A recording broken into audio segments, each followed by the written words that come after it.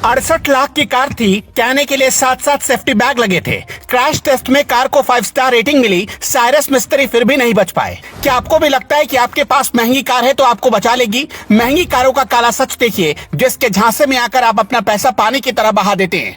ऊंची दुकान फीकी पकवान वाली कहावत तो आपने सुनी ही होगी, आज इसका सबूत देखिए। साइरस मिस्त्री जिस कार में बैठे थे उसमें एक तो नहीं 7-7 एयर बैग थे, फिर भी साइरस मिस्त्री नहीं बच पाए।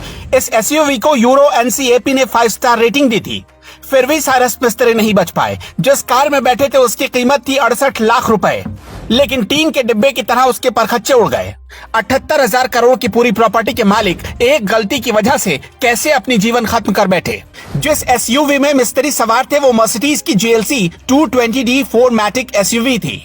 80 किलोमीटर प्रति घंटे की रफ्तार को छूते ही इसमें बीप अलार्म बजने लगता है। 120 किलोमीटर प्रति घंटा से ज्यादा स्पीड हुई तो अलार्म लगातार बजता है। सामने से, साइड से या पीछे से कोई गाड़ी आ जाए तो एक्सीडेंट से बचाने वाले फीचर्स होते हैं। कई बार आपकी गाड़ी जब कंट्रोल छोड़ती है तो इसके ब्रेक खुद ब खुद लॉक हो जाते हैं और एक्सीडेंट से बचाते हैं। मर्सिडीज का दावा है कि दुनिया की सबसे सेफ कारों में से एक है ये। कंपनी की इस एसयूवी में प्री सेफ सिस्टम आता है। इसके साथ ही इसमें active parking, assist with Parktronic, 360 degree का camera view, knee bag, tyre pressure monitoring system, high beam assist, blind spot detection जैसे फीचर आते हैं।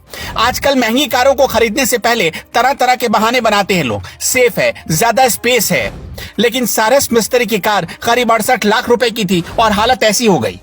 अभी तक जांच के दौरान कुछ बातें निकलकर सामने आई है। हादसे से पहले साइरस मिस्त्री 9 मिनट में 20 किलोमीटर की दूरी तय कर चुके थे, यानी आकलन है कि हादसे के वक्त उनकी कार 130 किलोमीटर से भी ज्यादा की रफ्तार में थी। अगर इतने सारे सेफ्टी फीचर है मर्सिडीज में, फिर भी क्यों साइरस मिस्त्री चले गए? खबर है कि साइरस मिस्त्री की कार अनाहिता पंडोले चला रही थी। इस कार में उनके साथ उनके पति डेनियल पंडोले बैठे थे और साइरस मिस्त्री भी, लेकिन कार में बैठे 2 लोगों ने सीट बेल्ट लगाई ही नहीं थी।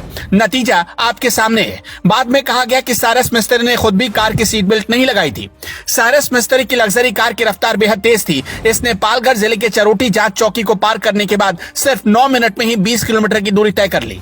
और यह हादसा उस वक्त हुआ जब मिस्त्री की लग्जरी कार मुंबई से सटे पालघर जिले में सूर्या नदी पर बने पुल के एक डिवाइडर से टकरा गई थी। खबर है कि साइरस मिस्त्री अहमदाबाद से मुंबई जा रहे थे।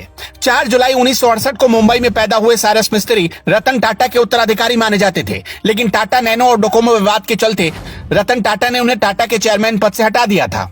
साइरस मिस्त्री के पिताजी शाहपुर जी पालोनजी मिस्त्री मध्य एशिया और अफ्रीका के बिजनेस टाइकून थे। रतन टाटा के अच्छे दोस्त थे, इसलिए कभी साइरस मिस्त्री को टाटा में इतनी बड़ी जिम्मेदारी मिली। साइरस मिस्त्री की नेटवर्थ 70,000 करोड़ थी, यानी पैसा भरपूर था, लेकिन उनकी एक गलती से सारे पैसे धरे के धरे रह गए। साइरस अपनी पत्नी रोहिका छागला के साथ मुंबई के एक बड़े और आलिशान घर में रहते थे। मुंबई के अलावा साइरस मिस्त्री का आयरलैंड, लंदन और दुबई में भी घर था। करीब 2 महीने पहले उनके पिताजी शाहपुर जी पालोनजी मिस्त्री दुनिया को अलविदा कह गए और अब बेटे साइरस मिस्त्री।